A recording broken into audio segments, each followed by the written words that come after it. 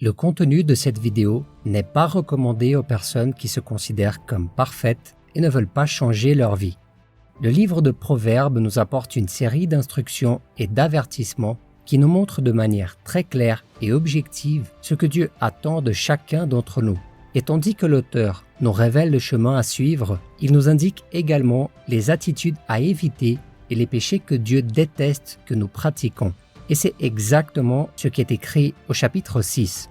Il y a 6 choses que l'Éternel déteste, et même 7 dont il a horreur. Les yeux hautains, la langue menteuse, les mains qui versent le sang innocent, le cœur qui médite des projets injustes, les pieds qui se dépêchent de courir au mal, le faux témoin qui dit des mensonges et celui qui provoque des conflits entre frères. Dans ces versets, le roi Salomon nous révèle 7 péchés que le Seigneur déteste et que nous devons enlever de nos vies si nous voulons avoir une relation intime avec lui. Je vais donc vous montrer qu'aucun d'entre nous n'est à l'abri de commettre certaines de ces erreurs. À la fin de cette vidéo, racontez-nous si vous êtes prêts à recevoir de l'aide de Dieu pour chasser ces 7 péchés de votre vie. Alors on commence. Le premier péché que Dieu déteste, les yeux hautains. Avoir les yeux hautains signifie être fier, penser que l'on est meilleur que les autres pour une raison quelconque. C'est un péché tellement dangereux et je suis étonné de voir tant de croyants qui, simplement parce qu'ils vont à l'église et connaissent la parole de Dieu, pensent qu'ils peuvent montrer du doigt et condamner comme le faisaient les religieux à l'époque de Jésus. Une fois, le Christ a raconté une parabole dans laquelle un pharisien se croyait si supérieur qu'il disait dans ses prières « Mon Dieu, merci parce que je ne suis pas comme les autres ». Pendant ce temps, un collecteur d'impôts priait humblement, demandant la miséricorde au Seigneur. À la fin de l'histoire, l'homme religieux qui avait des yeux hautains a été rejeté par le Seigneur, tandis que l'autre homme a été accepté parce qu'il a reconnu que sans Dieu, il n'était rien. Ainsi, Jésus termine cette parabole en citant la célèbre phrase « En effet, toute personne qui s'élève sera abaissée, et celle qui s'abaisse sera élevée. » Le deuxième péché, la langue mensongère. Un chrétien doit être connu comme quelqu'un qui vit dans la vérité et qui s'efforce de l'atteindre, coûte que coûte.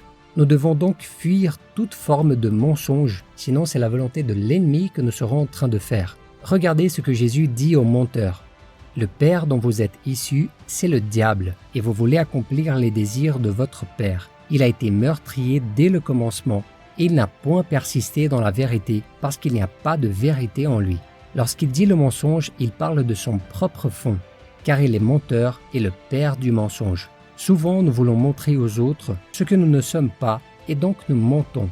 D'autres fois, nous voulons cacher à quelqu'un quelque chose de mal que nous faisons, et alors nous cachons la vérité.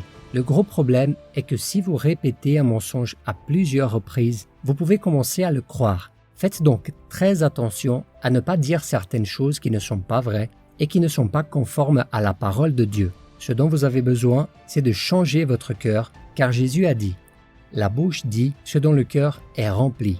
Demandez donc au Seigneur de transformer votre vie dès aujourd'hui. Le troisième péché, les mains qui déversent du sang innocent.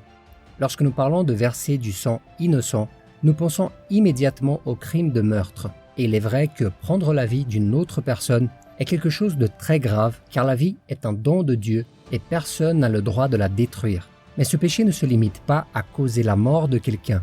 Il concerne également l'agression physique. Par exemple, combien de maris semblent être des hommes bons à l'église, mais quand ils sont à la maison, ils se transforment et sont violents avec leurs femmes et avec leurs enfants. Mes frères, Dieu déteste ça. Nous connaissons tous le commandement « Tu ne tueras point ».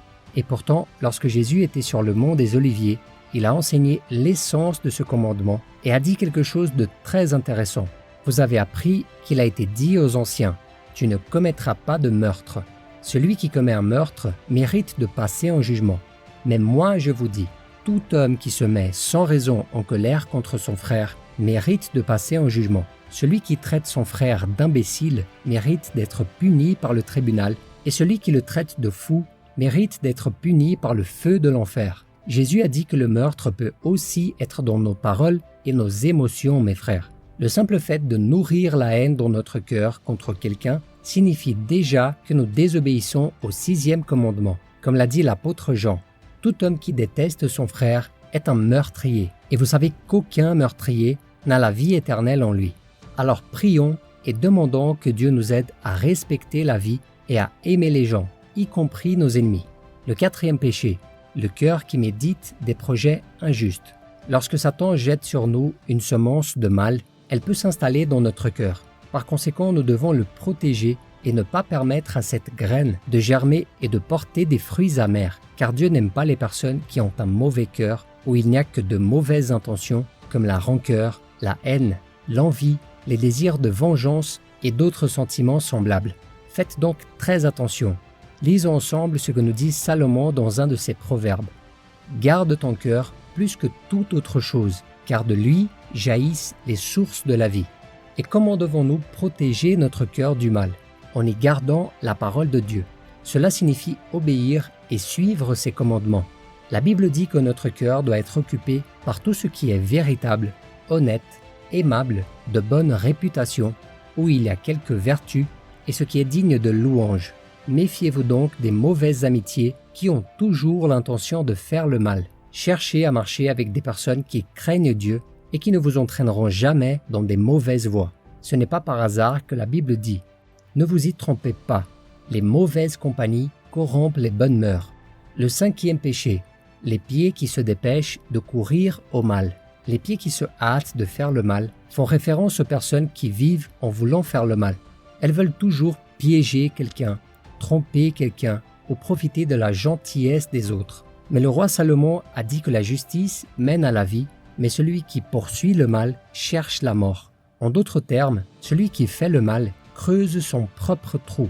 Je suis triste de voir que tant de personnes qui se disent chrétiennes sont de mauvais payeurs, ne respectent pas leurs engagements et font du mal aux autres de toutes les manières possibles en pensant qu'il n'y aura pas de conséquences. Mais ils se trompent complètement, car Dieu est amour, mais il est aussi justice. Et nous ne devons pas oublier que faire le mal est également lié au péché.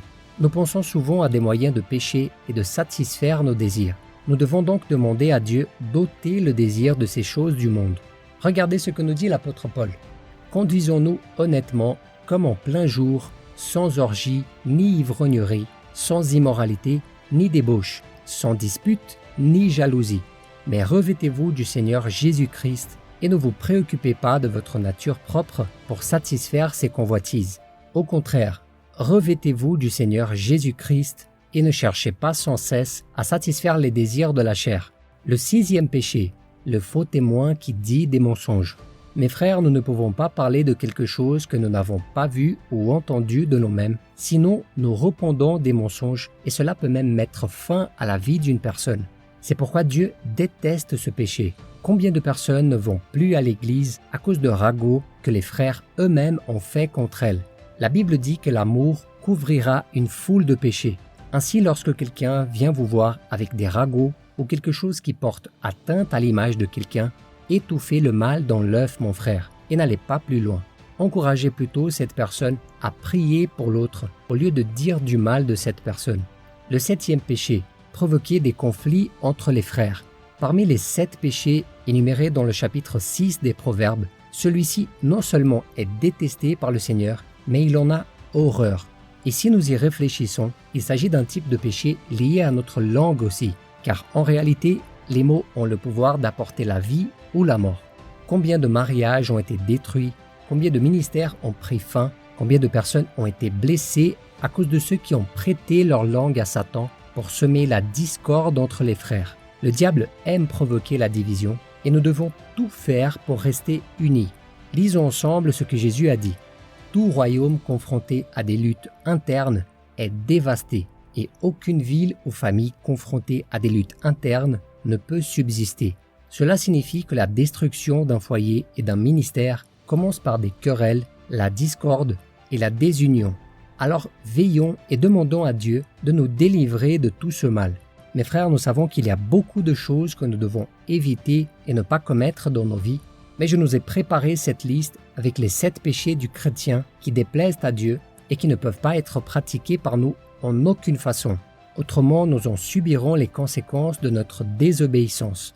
Que Dieu nous aide et nous fortifie pour vivre chaque jour dans la sainteté. N'oubliez pas de laisser votre commentaire et de partager ce message avec quelqu'un que vous pensez qui a besoin d'écouter cette vérité. Si vous avez aimé ce message, abonnez-vous à la chaîne et regardez aussi ces autres vidéos que nous avons laissées en recommandation. Je suis sûr qu'elles contiennent des informations indispensables pour votre vie spirituelle. Que Dieu vous bénisse, je vous attends dans la prochaine vidéo.